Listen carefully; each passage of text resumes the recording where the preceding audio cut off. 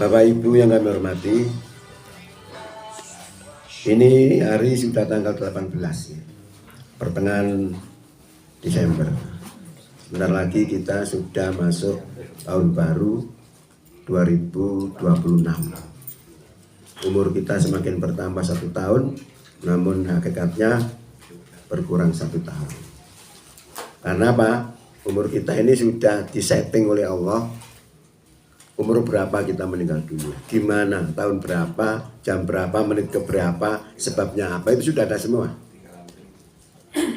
Sehingga ketika sahabat Rasulullah dalam peperangan itu ada sebagian yang disebut asarnya tuh munafik gitu ya. Melarikan diri dari peperangan karena takut mati, lalu dia bersembunyi di dalam rumahnya. Turun ayat yang intinya bagaimana? Intinya walaupun kamu berada di dalam rumah, kalau kamu ditakdirkan mati terbunuh, kamu pasti akan keluar ke tempat pembunuhannya. Nah ini hakikatnya apa? Hakikatnya karena Allah sudah menetapkan ini. Kalau matinya terbunuh, dia mesti terbunuh. Nah ini yang perlu kita hayati di tahun 2026. Yang paling penting bagi kita adalah evaluasi. Nah, evaluasi ini juga diperintahkan oleh Allah. Ayatnya ada di dalam Quran surat 59 ayat 18. Ya ayyuhalladzina amanu taqullaha wal tanzur nafsum ma qaddamat lighad. Wattaqullaha innallaha khabirum bima ta'malun. Wahai orang beriman, bertakwalah kamu kepada Allah. Wal tanzur nafsun, hendaklah diri ini memperhatikan ma qaddamat lighad, apa yang telah dikerjakan untuk hari esok. Nah ini disuruh evaluasi. Wattaqullaha, dan takwalah kamu kepada Allah. Innallaha khabirum bima ta'malun, sesungguhnya Allah mengetahui apa yang kamu kerjakan. Ya, jadi ini kalau kita kemudian evaluasi diri kita itu ya benar. Kalau sekolah itu ada namanya EDS, evaluasi diri sekolah. Nah kita juga perlu evaluasi. Tentu amalan-amalan kita yang perlu diperiksa banyak sekali. Banyak sekali. Nah ini tapi kita enggak semua kita evaluasi, tapi yang kira-kira yang dibutuhkan aja. Ya. Misalnya terkait dengan tuduhan-tuduhan, ini saya buat pertanyaan-pertanyaan supaya langsung mengenal. Tuduhan-tuduhan orang non-muslim itu terhadap Quran itu dianggap bukan wahyu, tapi dianggap buatan manusia. Makanya mereka nggak mau masuk Islam karena dianggap itu buatan manusia. Nah kira-kira bagaimana kita kalau dihadapkan persoalan seperti itu, pembelaan kita bagaimana? Ini penting ya. Penting untuk kita membuktikan diri, karena dalam Quran itu disebutkan begini, zalikal kitabu, utawi iku kitab Quran, la roibah, ora ono keraguan, ora ono kemamangan, fihi ing dalam kitab, hudalil muttaqin, pituduhe wong kang takwa. Ya, jadi Quran ini makanya perlu kita juga harus tahu fungsi Quran itu apa. Satu adalah hudalin nas, petunjuk untuk manusia. Wabayinati minal huda, dan penjelasan-penjelasan mengenai petunjuk, wal furqan, dan pembeda antara yang hak dan yang batil. Ini kurang lebih fungsinya seperti itu. Di samping itu juga Quran menyebutkan bahwa Quran itu sebagai syifa. Syifa itu penawar obat ya. Nah diceritakan dalam sebuah hadis itu, pada suatu hari para sahabat itu dalam perjalanan lalu istirahat di sebuah perkampungan. Nah ternyata perkampungan itu memiliki kepala suku. Lah kepala suku itu ternyata sakit. Lalu datanglah seorang budak kepada rombongan itu bertanya, siapa yang bisa mengobati ruqyah, model ruqyah itu?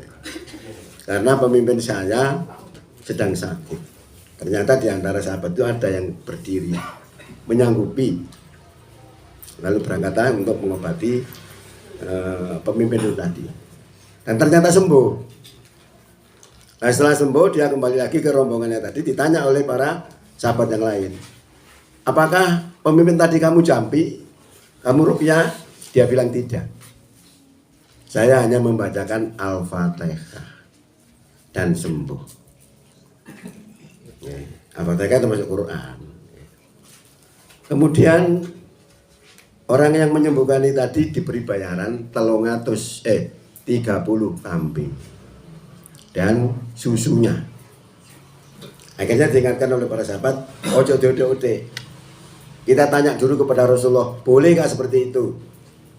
Akhirnya dalam perjalanan sampai di Madinah ketemu Rasulullah, diceritakan hal penyembuhan itu tadi, ternyata dibetulkan oleh Rasulullah, dibenarkan, tidak dipermasalahkan. Bahkan Rasulullah minta bagian dari bayarannya tadi berupa kambing dan susu itu tadi. Ini menunjukkan apa? Bisa dipakai untuk ruqyah, untuk pengobatan. Nah, ini salah satu fungsi daripada Al-Quran itu. Maka di sini saya kuatkan juga sebuah pertanyaan itu tadi, bagaimana pembelaan kita terhadap tuduhan bahwa Quran adalah buatan manusia. Makanya mereka tidak mau masuk Islam itu karena dianggap tidak benar. Dan kita bilang sebagai wahyu kan kita. Orang kafir ya tidak. Nah, bagaimana kita bisa membuktikan supaya mereka mengerti dan kita lebih kuat? Karena apa? Quran ini kalau kita sampaikan kepada umat Islam sendiri, itu juga belum tentu mau menerima semua. Padahal tiap hari kita ngomong ihdinas siratal mustaqim, tunjukilah kami kepada jalan yang lurus. Jalan lurus itu apa? Bukan jalan tol. Jalan lurus itu Islam. Berarti kita minta diberi petunjuk tentang Islam. Barang dituduh Islam gak gelem. Nah, sama dengan orang minta air, dicuri banyu, ditutup. Kan seperti itu. Itu ikrar kita tiap hari. Terus ada lagi ikrar yang tauhid. Ya karena butuh wa iya karena nasta'in. Hanya kepadamu ya Allah kami menyembah, dan hanya kepadamu kami mohon pertolongan. Ini ada masalah. Apa betul kita minta pertolongan kepada Allah? Apakah minta pertolongan kepada manusia? Padahal manusia yang kita mintai pertolongan tadi, orang-orang tidak melakukan syariat apa-apa. Ini kalau kita melanggar itu berdosa kita itu. Ya makanya ini kita meyakinkan Quran itu sebagai jalan hidup kita itu penting sekali. Sebab ini nanti kalau kita menjadikan Quran itu sebagai jalan hidup, maka kita akan menjadi militan, kuat keimanannya. Nah ini yang paling ditakuti oleh orang Barat. Nah orang Islam itu fanatik, pedih mereka, karena gak takut mati. Maka dibuatlah yang namanya sekarang itu moderasi agama, supaya orang berlaku moderat. Padahal kalau kita terapkan betul moderat itu ya tidak ada masalah. Tapi ya hakikatnya mengingkari yang lain. Karena kalau kita berbeda pendapat seperti itu, rujukannya kembalinya kepada Al-Quran. Nah, Quran menjelaskan yang dilakukan oleh Nabi itu ya Quran itu. Nah, dalam Quran itu ayatnya ada dua juga, moderat dan radikal. Contoh ayat radikal ya. Ya ayuhan nabi, hei nabi, haridil mu'minina alal qital. Kobarkan semangat orang beriman untuk berperang. Ini apa enggak radikal? Ya, radikal itu. Tapi mereka nggak paham bahwa ayat-ayat yang coraknya radikal ini sebenarnya ada sebagai solutif terhadap masalah yang dihadapi oleh umat Islam. Karena hakikatnya Islam itu membawa kedamaian, tapi ketika didakwakan itu ada gangguan. Nah gangguan itu selalu coraknya keras. Kalau begitu ayat-ayat yang mengandung kekerasan tadi adalah ayat yang mengandung sebab, ayat yang mengandung ilat. Kalau tidak ada ilat, kalau tidak ada sebabnya, maka ayat itu tidak bisa diterapkan. Di dalam Quran disebutkan nek wong nyolong itu hukumnya apa? Potong tangannya. Itu orang nyolong sing profesional. Tapi ada orang nyolong yang paceklik. Nah, beda lagi. Kalau paceklik masih bisa dimaafkan. Tapi kalau sudah profesional maka potong tangan. Nah, berarti ilatnya, sebabnya hukum itu berlaku karena mencuri. Nah, kalau sampai hari kiamat tidak ada orang yang mencuri, walaupun hukumnya ada, tidak bisa diterapkan. Nah, kenapa saya sampaikan kepahaman-kepahaman seperti ini? Sebenarnya saya itu juga memperhatikan, misalnya sekarang pemerintah itu kepingin menghapuskan orang-orang radikal. Artinya muncul sudah ditebas gitu ya. Tapi muncul lagi. Ditebas lagi, muncul lagi. Kenapa sebabnya? Jadi seperti pohon pisang itu, anaknya pohon pisang itu selalu muncul. Dan kita nggak suka, kita anggap teroris, kita hilangkan. Saat minggu mana muncul mana? Dihilangkan lagi, muncul lagi. Dihilangkan lagi, muncul lagi. Karena apa? Akarnya masih ada. Nah, akar ini adalah pahamnya. Karena mereka melakukan itu juga dia merasa itu amal soleh. Berarti kepahaman. Nah, kalau kita bisa memahamkan mereka, berhenti mereka itu. Nanti tidak cukup kekerasan saja, tapi juga pemahamannya.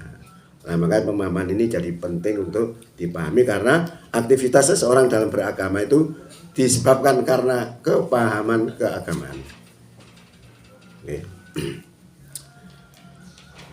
Hadirin rahimakumullah, oleh karena itu kami sampaikan penguatan kita terhadap Quran ini supaya panjenengan lebih meyakini Quran dan tidak pernah ragu-ragu lagi. Karena dalam Quran disebutkan zalikal kitabu, itu kitab la raiba fihi, tidak ada keraguan di dalamnya.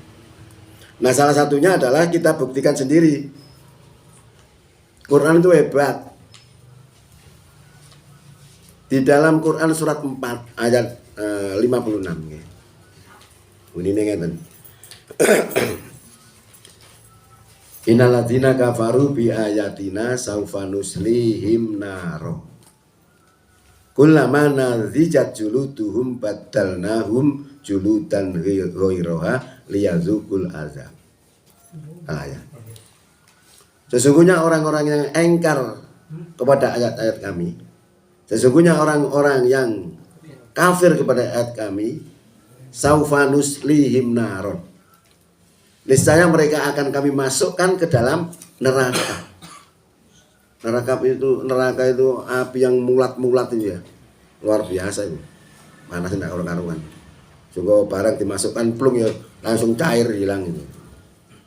Nah, itu nek manusia dimasuknya sak minim-minim gosong. Kulitnya gosong.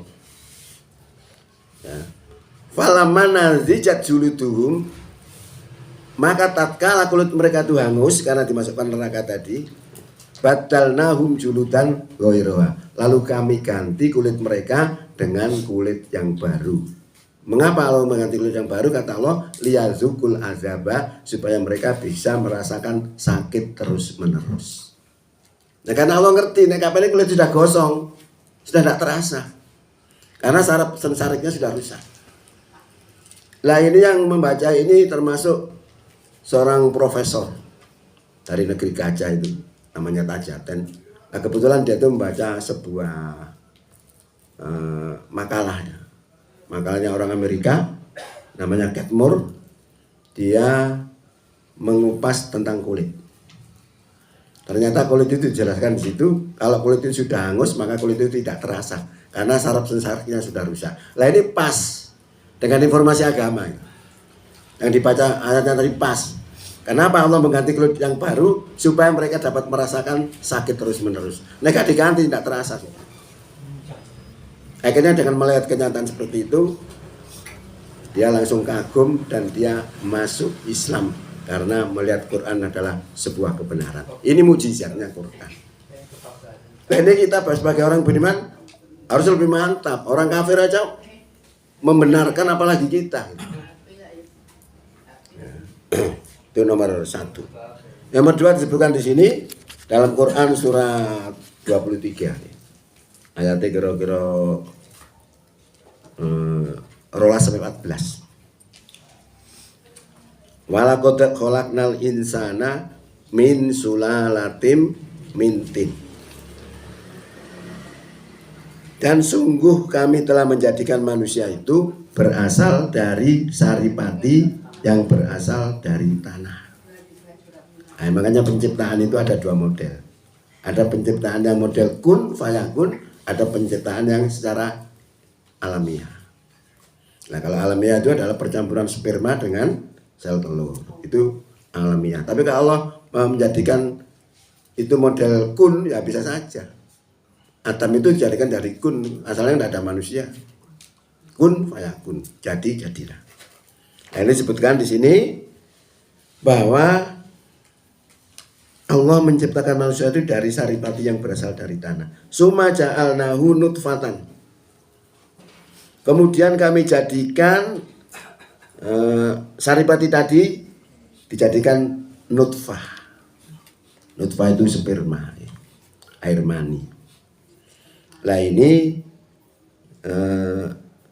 fi qararin makin yang tersimpan di dalam rahim yang kokoh. Nah, tersimpan dalam rahim yang kokoh ini mesti kan melalui perkawinan, hubungan seks kalau masuk di situ. Nah, sperma itu mengendap di dalam rahim itu 40 hari. Nah, setelah 40 hari dijelaskan lagi di sini, 40 hari itu kejelasan dari hadis ini. Kemudian dijadikan dijadikan alaqah. Dijadikan alaqah itu segumpal darah. Nah, segumpal darah ini juga mengendap di dalam rahim selama 40 hari. Berarti 2 kali 40 hari, 80 hari. Fa khalaqnal alaqata mudghatan. Maka kemudian kami jadikan alaqah tadi mudghatan. Mudghatan itu adalah seperti segumpal darah tapi ambune kaenak. Wis mulai kaenak. Fa khalaqnal mudghata idhoman. Kemudian kami jadikan mudghah tadi itu idhoman tulang belulang. Fa kasaunal idhoma lahma. Maka kami bungkus tulang belulang tadi dengan daging. Suma ansa'nahu khalqan akhor, kemudian kami jadikan proses itu tadi makhluk yang berbentuk lain. Fatabarakallahu ahsanul khaliqin, maka maha sucilah Allah pencipta yang paling baik. Ini adalah proses ilmu kedokteran. Bagaimana proses kejadian manusia. Ya. Ternyata setelah dibaca oleh seorang profesor, kaget juga dia. Ini Quran kok bicara seperti itu? Kok bisa bicara ilmu kedokteran? Padahal nabinya yang namanya Muhammad itu adalah seorang yang ummi.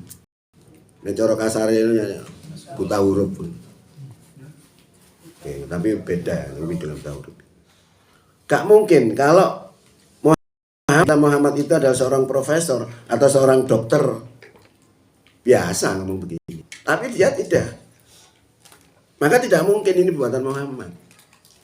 Nah, setelah diberikan perhitungan seperti itu, maka profesor itu akhirnya masuk Islam. Sehingga dia berpidato di depan gereja itu, dia menyatakan sudah berpuluh-puluh tahun menyelidiki penelitiannya tidak dijumpai seperti yang ada dalam Quran. Nah, karena itu akhirnya dia masuk Islam.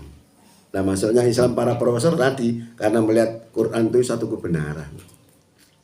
Nah, kita kadang-kadang tidak menyelidiki seperti itu. Karena kita Islamnya itu keturunan. Bapakku bilang Islam, tadi Islam ya. Keturunan. Tadi nggak perlu aja repot-repot. Nah, ini orang-orang kafir ini ingin membuktikan apakah Islam itu benar. Apa Quran itu benar. Diselidiki. Nah, setelah mengetahui kebenaran Quran, maka dia akhirnya menyatakan masuk Islam. Nah, ini yang penting ya. Jadi bagi kita bahwa Islam itu atau Quran itu bukan buatan manusia, tapi betul-betul wahyu Allah Subhanahu wa taala. Dan ini harus kita yakinkan. Nanti kalau ada orang menuduh Quran itu buatan Muhammad, jangan bisa bantah itu. Bisa membela.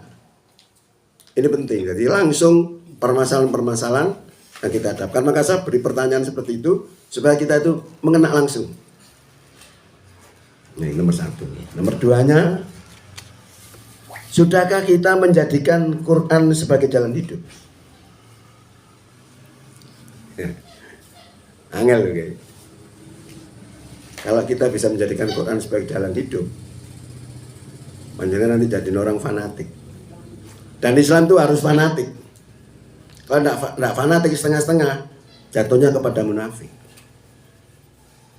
Nah, kalau orang yang militan itu mesti paling dibenci karena orang-orang Barat.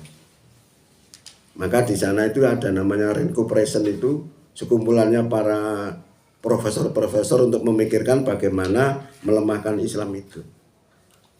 Salah satu contoh misalnya sekarang di tubuh Nahdlatul Ulama, Gueger sak pengurusnya. Ono sing pecat gak gelem nggawe tandingan maneh. Itu kenapa kok sampai seperti itu? Kalau di Muhammadiyah kan insya Allah tenang, tentrem. Kenapa? Di Muhammadiyah rokokan gak gelem. Pergane apa? Karena bayarane. Gitu. Di NU itu panjenengan tahu. Kita nggak jauh-jauh ke Jakarta. Di Mojokerto saja yang namanya pengurus NU, kalau di kita itu PDM gitu ya. Kalau di NU namanya PCNU. Itu ada kewajiban untuk hadir di rumah sakit. Diberi kantor sendiri itu ya. Dulu itu kota itu 7 orang. Sekarang karena geger dengan kabupaten menjadi 3 orang. Terus yang lain diisi oleh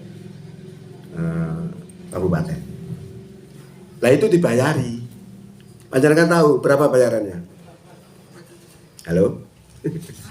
Panjenengan tahu? 19 juta per orang. Sampai 24. Ora baru, salah sing cerita iki wong sing iri. Ade pengurus tapi gak bayaran. Ngablak ngene cerita macam-macam. Nah, seharusnya bayaran ini diambil sebagian untuk yang lain. Sebenarnya gitu. Makanya sering ribut itu karena itu. Sama dengan kalau Muhammadiyah. Naik geger mesti ada kepentingan pribadi. Kalau tidak ada kepentingan pribadi tidak akan geger. Tapi relatif tenang nih, relatif tenang. Karena di Muhammadiyah itu termasuk aset-asetnya itu kan mesti miliknya Muhammadiyah, bukan milik pribadi. Maka survei di dunia itu menunjukkan aset paling besar adalah asetnya Muhammadiyah. Karena apa? Semua yang atas nama Muhammadiyah wajib menjadi nama Muhammadiyah pusat. Nanti NU tidak. Nah kalau diukur betul, kalau di model seperti Muhammadiyah yo akeh NU. Karena di NU itu kan banyak dikuasai kiainya. Tapi yang masuk ke daftar organisasi tidak seberapa banyak. Nah di Muhammadiyah begitu. Semua dalam milik Muhammadiyah. Maka gak geger. Ya seperti itu. Nah, kemarin saya diskusi sama ketika piket di MUI itu ngomong-ngomong seperti itu. Ya ceritakan di Muhammadiyah tidak pernah ribut. Malah enggak. Peroyokan gak gelem.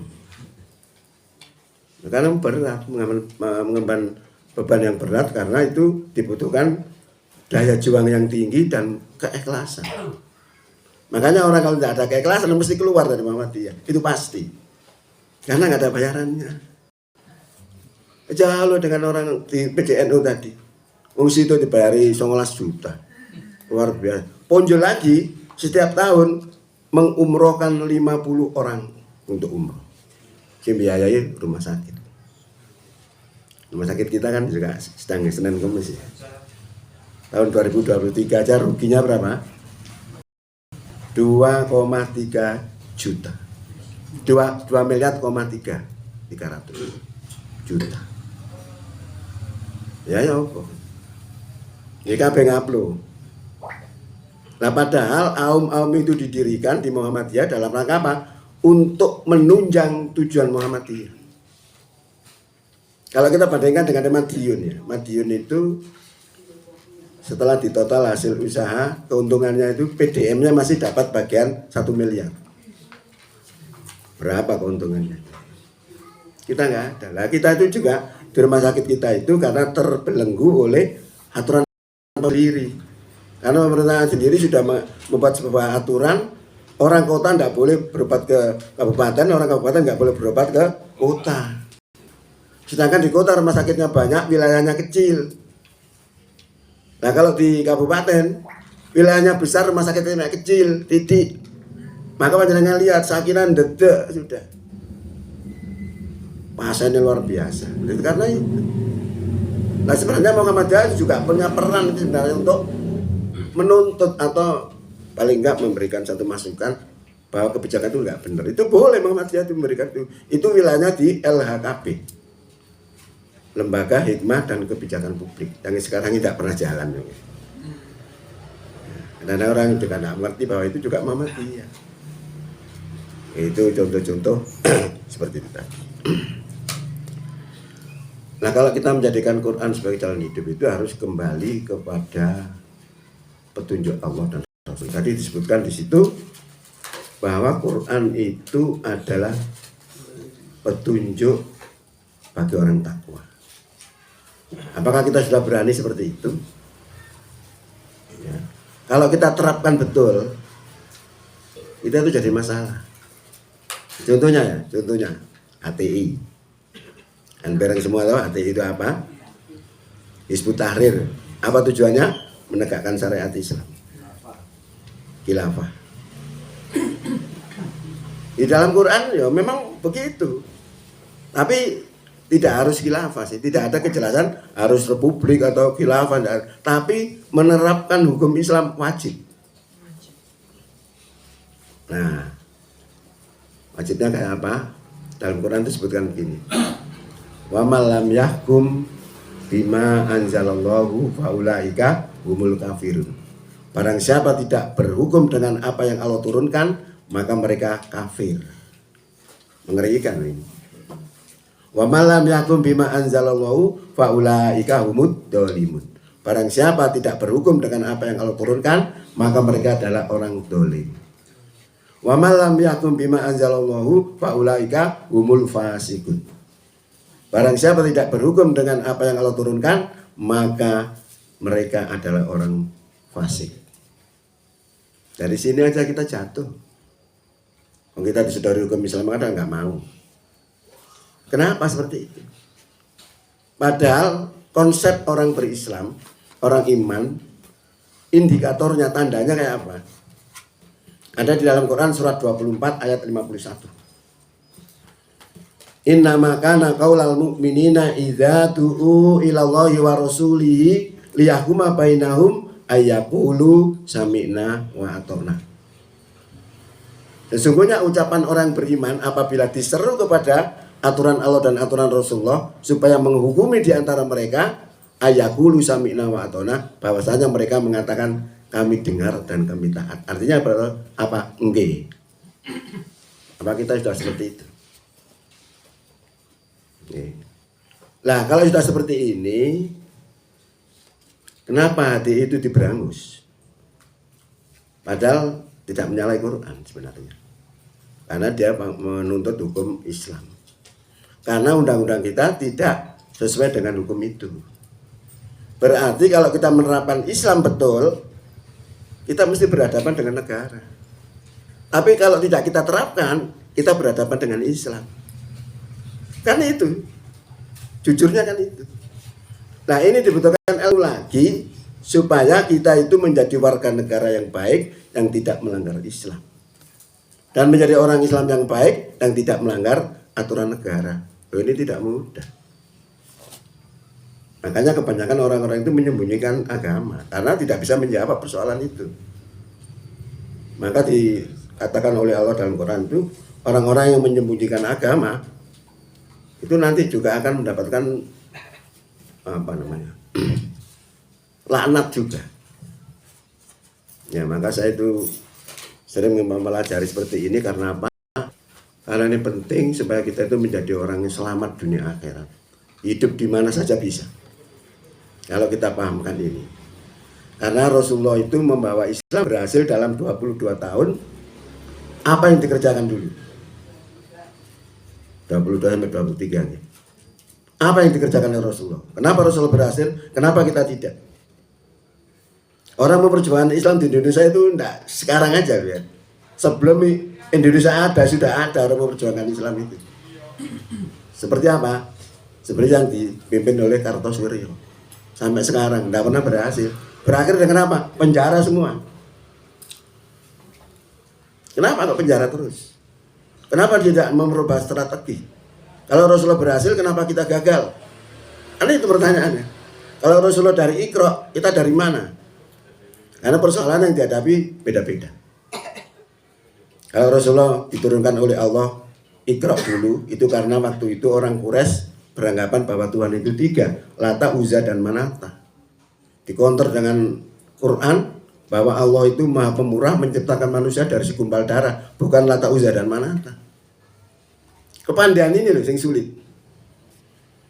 Ya, bisa menerapkan kapan ini diterapkan, kapan ini tidak. Kalau saya bilang begini, ya ayyuhalladzina amanu kutiba alaikumusiyam, ayo orang beriman, diwajibkan atas kamu poso nih, hati keliru. Ya siam poso. Karena ini wajib, besok kita puasa. Bener apa salah ini? Ya salah, karena puasa itu perintahnya nunggu waktu Ramadan. Nah itu banyak dilakukan oleh kaum muslimin begitu. Kutiba alaikumul qital, diwajibkan atas kamu perang.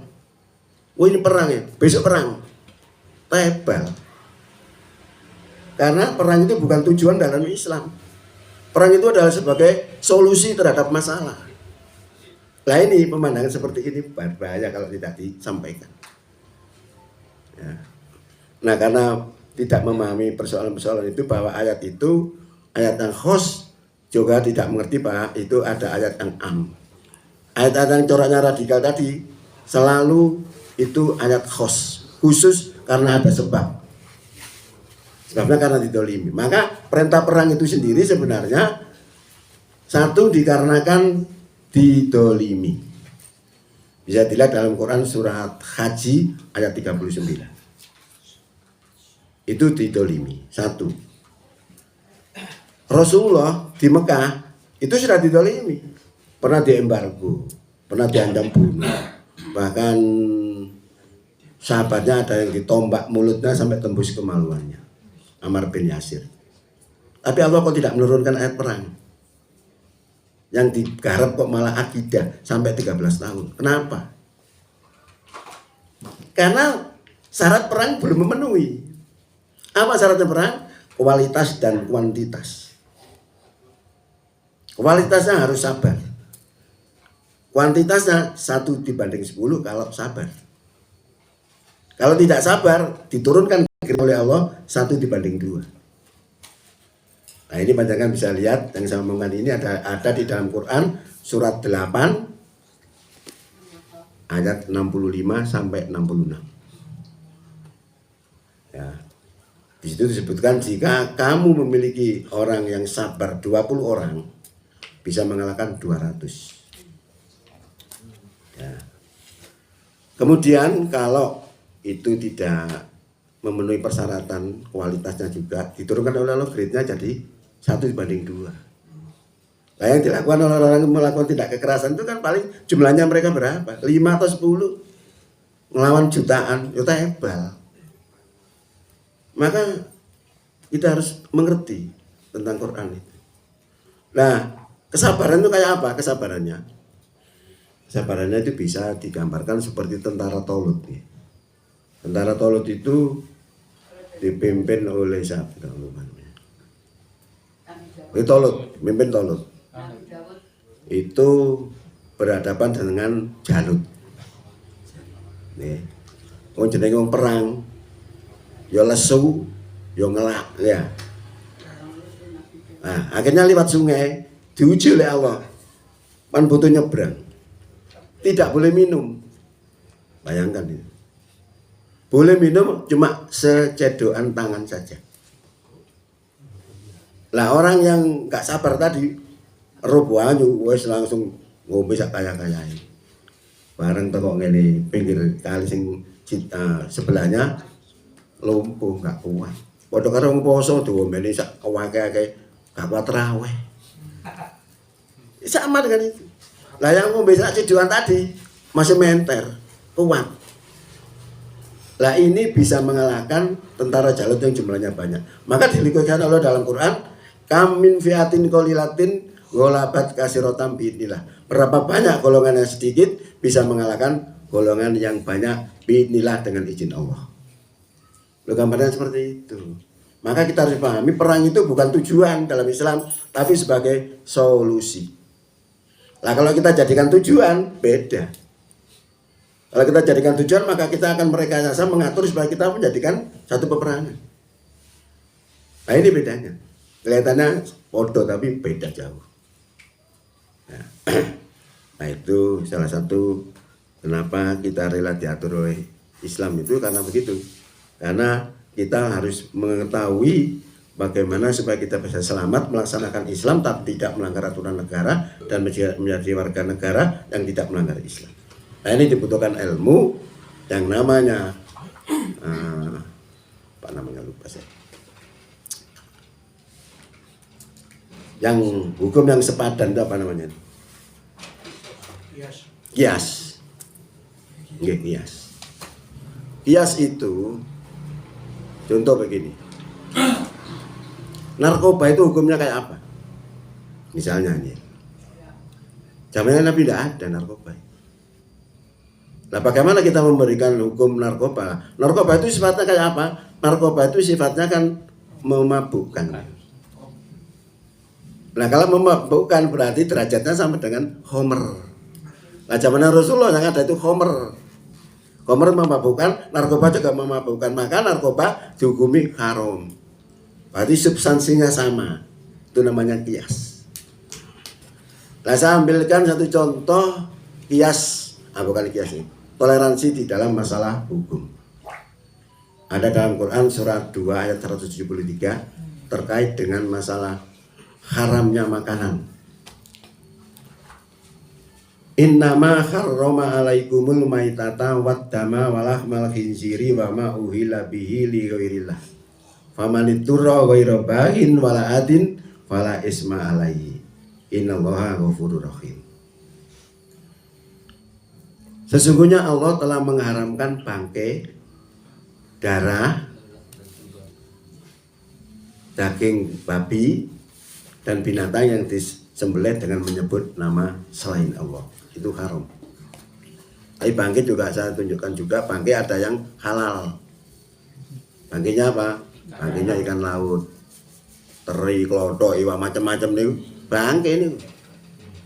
Tapi karena dari laut, tidak haram. Masuk darah. Darah yang dimaksud sini adalah darah yang mengalir. Kalau darah yang beku, hati darah itu tidak haram. Ya. Jadi 4 hal makanan ini tadi dilarang oleh Allah. Siapa makan dosa. Tapi ayat ini belum berhenti. Dilanjutkan oleh Allah, famani turra ghairu baghin wala atin. Sopone wong kang terpaksa mangan karena kelaparan dan sebagainya, padahal dia tidak mengendaki dan dalam memakannya tidak melampaui batas, kata Allah, fala isma alaihi, maka tidak ada dosa atasnya. Lu gak dosa, mangan babi gak dosa. Makanya kita harus ngerti situasi, kondisi kita kayak apa. Jadi makanan itu tadi walaupun dilarang boleh dimakan kalau ada alasan syar'i. Nah sekarang ini kita di Indonesia sama sebenarnya. Karena orang-orang enggak mengetahui jawabannya sehingga kadang-kadang menyembunyikan agama. Agama tidak boleh disembunyikan, disampaikan. Ya. Nah itu bisa kita terapkan menggunakan qiyas seperti yang saya sampaikan tadi. Kita dituntut untuk melaksanakan aturan Allah, hukum-hukum Allah. Karena di Indonesia kenapa saya kok tidak begitu dibahas, karena itu dianggap bukan wilayah agama. Agama yang dipahami orang Indonesia kan 5. Syahadat, sholat, zakat, puasa, haji. Itu sudah. Di luar itu bukan Islam. Termasuk pemilu. Pemilu itu Islam. memilih pemimpin kan. Kita nggak bicara masalah demokrasi atau enggak. Kalau HTI nggak gelem, tapi saya nggak bicara itu. Bicara tentang memilih pemimpin. Yang memilih pemimpin itu dalam Quran juga diajarkan. Siapa yang dipilih? Yang harus dipilih adalah orang yang beriman. Nah, orang beriman ini akan konsekuen dengan hukum-hukum Allah. Nah, bagaimana melihat orang beriman itu kan sulit. Mereka juga orang Islam, semua KTP-nya Islam. Nah, karena tidak memiliki ilmu. Kalau memiliki ilmu ya ngerti. Kata Rasulullah, iman itu ada 3 item. Ya, al-aminu billah, iman marang Allah itu 1 iqraru bilisan, diucapkan dengan lisan, watastiku biqalbi, dan dibenarkan oleh hati. Antara ucapan dan hati harus sinkron, harus sama. Lah apakah ada yang tidak sama? Ya ada. Kalau maling kita pegang, saya nggak ngaku. Entah kau nyolong, mboten nyolong loh. Gak kau, padahal hati ini ngomong iya. Berarti nggak sama. Nah, iman itu antara mulut dan hati harus sama. Mulut ditambah lagi 1 iqraru, bukan, wa amalu bil arkan. Diamalkan dengan perbuatan. Jadi 3 item ini. Wis aku loro wis percaya mbek Allah, percaya mbek hari kiamat. Kata Allah tidak beriman. Bisa Pak. Lu iya panjenengan baca surat Al-Baqarah. Wa minan nasi may yaqulu amanna billahi wa bil yaumil akhir wa ma hum bimu'minin. Di antara manusia ada yang mengatakan kami beriman kepada Allah dan beriman kepada hari kiamat. Ngomong loh nih. Aku percaya iman nang Allah, iman nang dino kiamat. Tapi Allah menjawab apa? Wa ma hum bimu'minin. Padahal mereka tidak beriman. Kenapa? Kurang 1. Ya, amal bil arkannya tidak ada. Maka 3 item. Lah panjenengan milih ngono. Milih beriman apa jangan lihat itu. Orang itu bagaimana agamanya. Sebab kalau agama ini tidak kuat, akhirnya jadi pemimpin merusak itu pasti. Kan tidak ngerti. Kalau orang beriman, oh hebat. Orang beriman itu tidak perlu dikontrol sebenarnya. Tidak perlu dijaga. Ada aturan-aturan, ada penjer barang itu kan sebenarnya kan ngatasi orang sing bedi-bedi itu kan sebenarnya. Kalau kita beriman betul nggak perlu dijaga karena dijaga oleh imannya sendiri. Contoh, ketika Umar bin Khattab bertemu dengan seorang pemuda pengembala kambing. Umar bin Khattab bilang, pemuda, jualah kambingmu pada saya 1 ekor saja. Apa jawab pemuda itu? Ini bukan milik saya Tuhan, ini milik majikan saya. Wes ngomong jeraganmu, nek wedhus sing mbok dol nang aku iku dipangan macan. Ya masuk. Jangankan 1, tambah 10 aja, nggak tahu yang punya karena ribuan. Apa jawab pemuda? Fa'ainallah. Maksudnya kalau saya menjual kambing ini kepada Anda, lalu di mana Allah itu? Nah dia tahu, sadar, merasa bahwa dirinya dilihat oleh Allah, sehingga dia walaupun punya kesempatan, dia tidak melakukan korupsi itu.